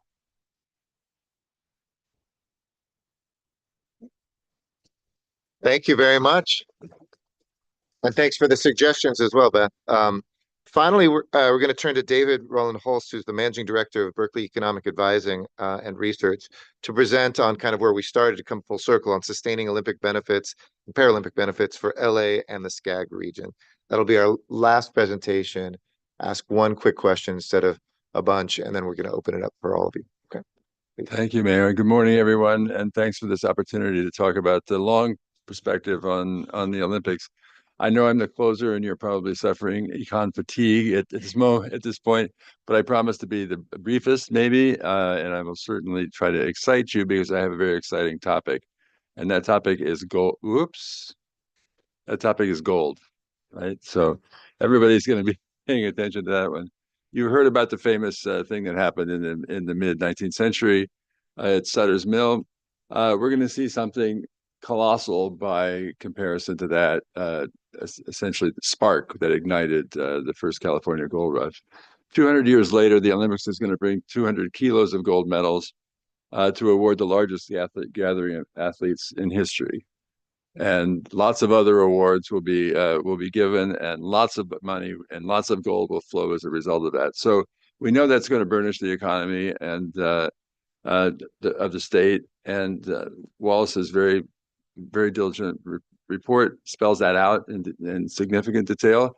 I'm in complete concurrence with those findings, but I think if anything, they might be a little bit pessimistic. I'm much more bullish on long-term prospects, but that will depend on a crucial dimension of the Olympic development enterprise, and that is sustainability. Why should we care about sustainability? We can ask that question at the outset. I think the first reason is it's the right thing to do, is to worry about that issue. We all know the reasons for that.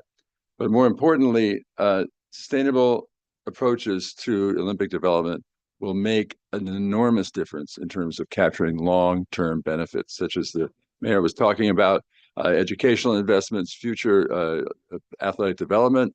But remember, the infrastructure that's being committed now could have exceptionally positive effects on productivity regionally. It could have very significant benefits in terms of reducing the basic fundamental cost of getting around in this place, which we've been talking about all morning, right? It is the topic in the Southland, mobility. And so in that context, sustainability really does deserve special attention because it will really make the difference in terms of long-term rewards. There are well-established commitments to sustainability written into the LA28 plan and also the International Olympic Committee. Paris was a turning point in terms of shifting focus towards sustainable Olympic development, and everybody has essentially jumped on that bandwagon. Here's a set of 8 criteria that LA28 is advocating, and I obviously can't go through that today, but they're published and the links are here for you if you want to examine them more closely. These are very laudable goals for reasons I've mentioned and many others. But the question is, how do we actually measure progress in this context, particularly in real time when decisions are being made about how to spend these funds and how to implement the Olympic enterprise? It's a multifaceted commitment. It touches on so many dimensions of sustainability with a very complex framework, right? All these overlapping agencies, all these overlapping private and public activities aren't necessarily all coordinated, but these are the overarching goals, right? To sustain benefits for the population of the counties that are hosting these games. Instead of adding an additional organizational mechanism to manage that, what we're recommending is a single, simple Olympic sustainability scorecard to just put into the public domain so that people can follow the progress of the Olympic development enterprise with a relatively simple digital visualization tool that can inform the public about the leading activities in LA28 and how they advance the United Nations Sustainable Development Goals. Some of you, I hope all of you are aware that LA is one of the few cities in the world that had its own SDG program and has it. That's part of Mayor Garzetti's legacy that was implemented in 2020, right around 2020. It was a fantastic effort to improve public awareness of sustainability, and it's a really valuable resource that's online now, 24/7, to inform anybody who's interested about the sustainability dimensions of the local economy. There are some examples that you can look up here, some links. We can't go off to them right now, but my consultancy did a project for LA on the excuse me, on the minimum wage legislation that they enacted last year. And this is an example of how to do visualization. You can go to this link and you'll see a dynamic embedding of Google Maps, which takes you down to the street level in terms of evaluating economic impacts. We can do this today because of big data, because we've got the software tools to do economic assessment at really a micro level. And this, I think, the biggest advantage of this approach in terms of public information is to make the public aware of how the Olympics is benefiting entire communities.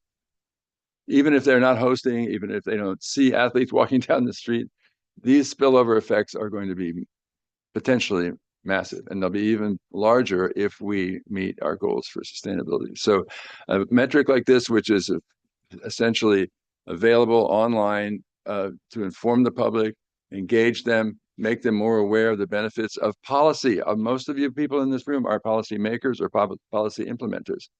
And it's really, I think, a good idea to make the public more appreciative of why you make these decisions, why you take these initiatives, why you spend their tax dollars.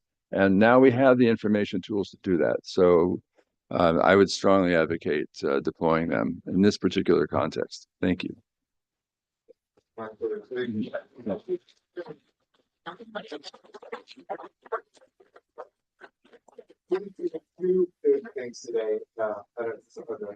I'll press this here. That old trick. Thanks, Gomez. Really, they did two things, which was to present us with the economic presentation, county by county, as well as macro for the region, as well as kind of laying the foundations for an Olympics and Paralympics conversation. I know both of those, and each of the counties could yield probably a couple hours of questions and discussions. I was given a few that I was supposed to ask. I'm just going to do one because I want to save the balance of time now that we're a little bit over for all of you to engage, and obviously our public comment, and hand it back to President Allen.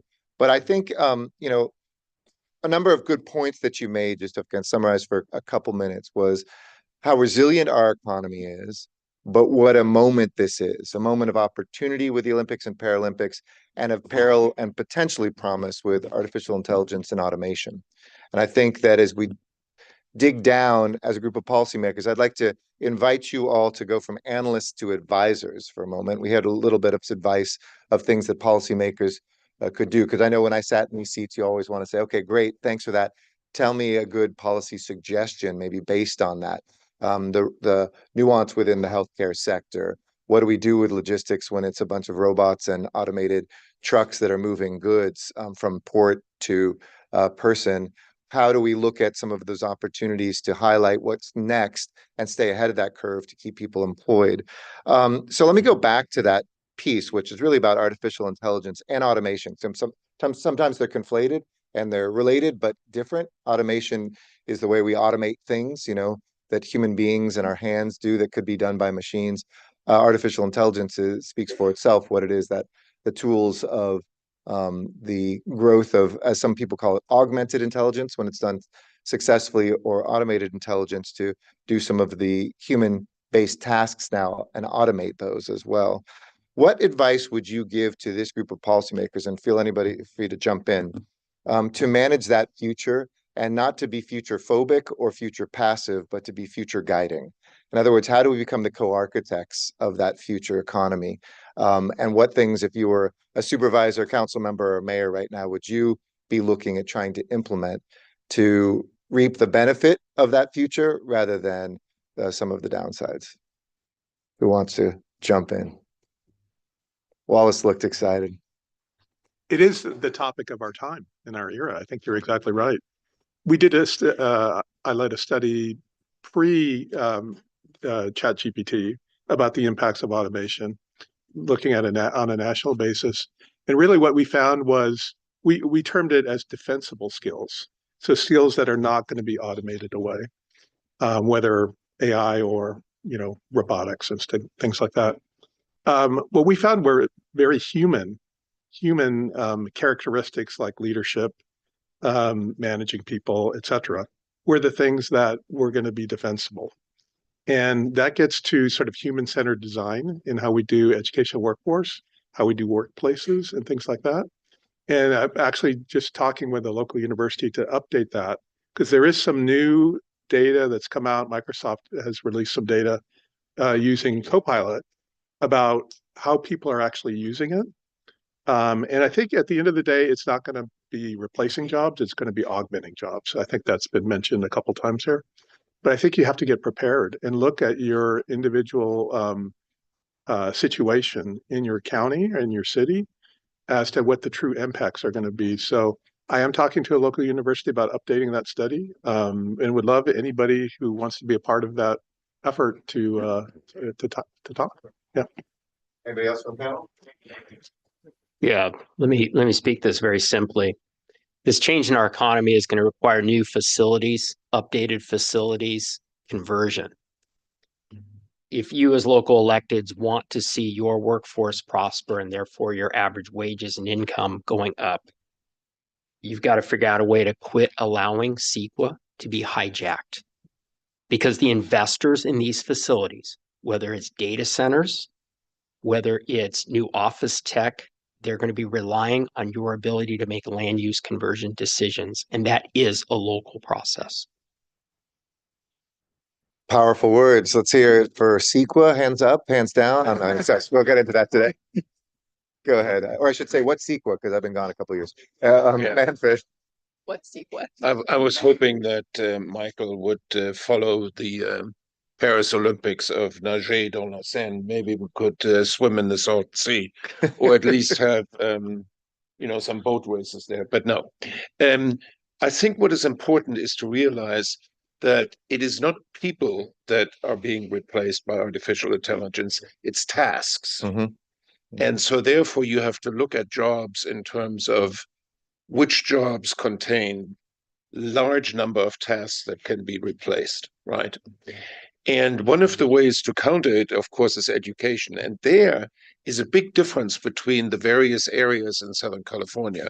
So a really depressing figure is that in the Inland Empire, the percent of residents who have a bachelor's degree or more is 25%. In California, it's 37%. In the United States, it's 37%, right? In Orange County, I don't even want to think about it. So it's Are they overeducated in your mind?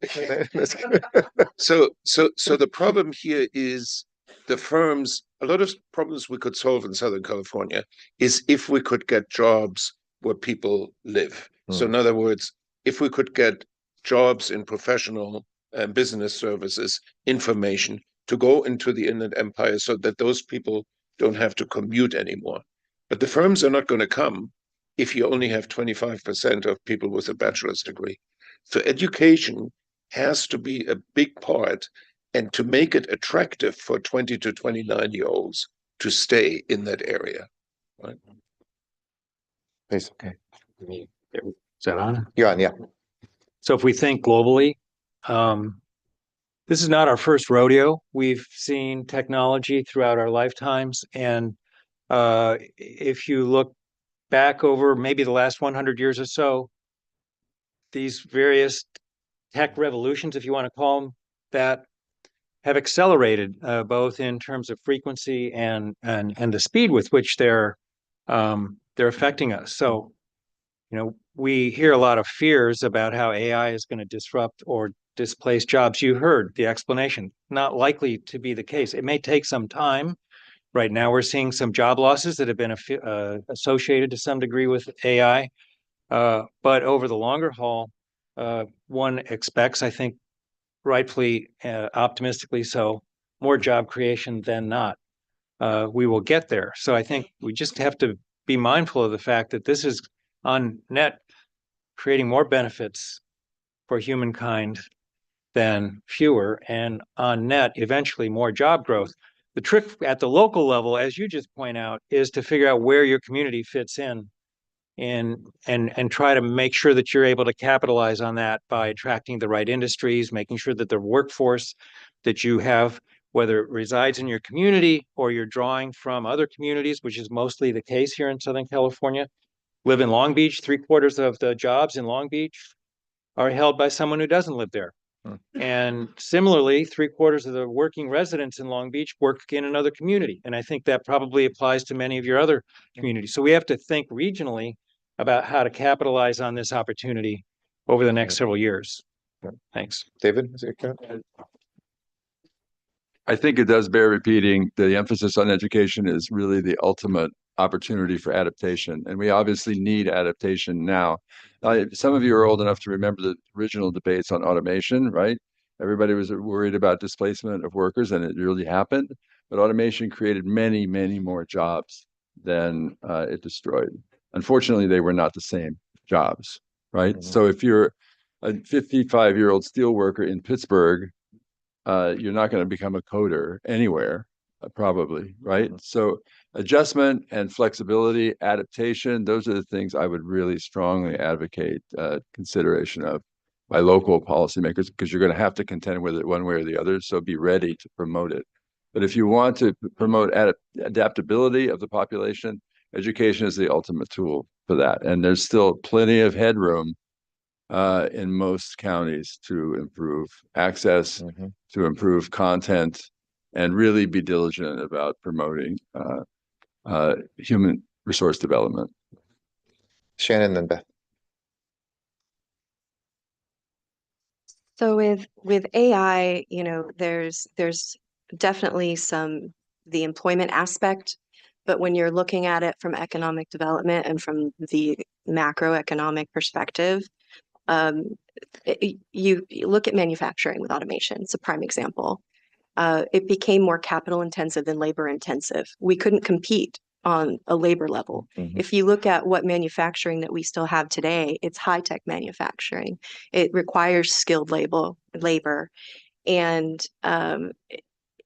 because of that, we're able to retain that activity here. We're not losing that, the lower skilled we've lost. We're not going to get that back. We're not competitive. But it still allows us to have this industry here, and over time, because of the increase in efficiency and productivity, it's maintained about 8% of like LA County's GDP over the last few decades, right? So you hear this perspective about a long-term sectoral decline in employment maintains 8% of our GDP over time because of that capital labor substitution. So as we're looking at AI as this next disruptor, again, productivity increases in efficiency.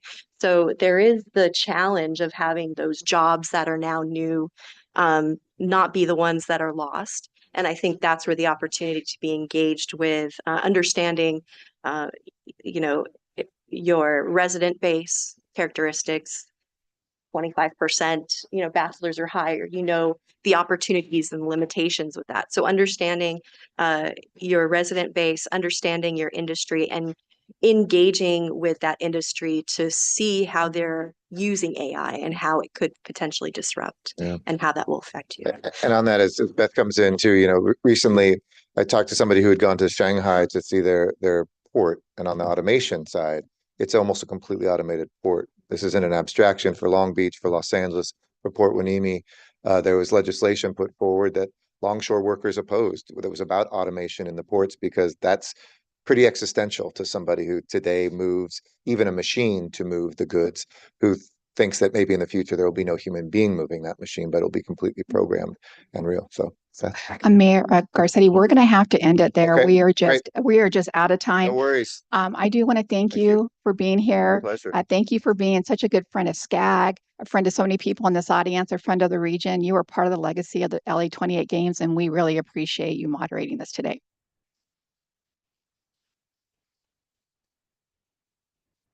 At this point, I'm going to open this up for public comment. Do we have any members of the public who wish to speak? None at this time, Madam President. Okay.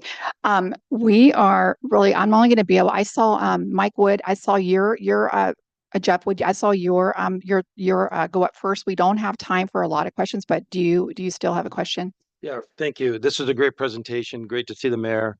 It's a reminder, the day you plant the seed is not the day you eat the fruit. You worked on this. I'll be real quick. A lot of the jobs, it's great, the numbers, but those of us that volunteered, not even talking about volunteers, the day after the games, how many jobs will be lost? What will that impact be on the economy? Are they going to be temporary? Are they going to be permanent? Especially in the hospitality trade. So it's great that they're going to go up, but what happens on July 31st or August 28th when the games end? Any impact on that, or any thoughts? Well, as you saw in 2029, we show a little bit of a dip there. So there is some of that. You're right. You know, in terms of the workers in hotel hospitality, there may be a increase in just temporarily for 2028, but those facilities obviously are still going to be there. And I would hope that the games themselves are catalytic for having more people want to visit Southern California. And I would probably argue that that's going to be the case, that we will see a bump that's not just during the Olympics, but will extend out for several years, assuming we do a great job of hosting people while we're here. And so I would say one thing that cities can do is to really welcome our visitors who are coming here both domestically and internationally with a very welcoming, you know, I'll just say loving kind of posture. And I think I'm not sure that we'll see a tremendous decrease. I think we'll see an increase going forward. All right. Thank you very much. I do apologize. I know there's more questions. I see John and Wendy. Maybe some of you can stay behind and you can get your questions answered right after this. But I do need to wrap this up because we have an RC meeting that needs to start in like 13 minutes. So we're going to ask everyone to get their food and just come back here because we are going to start on time.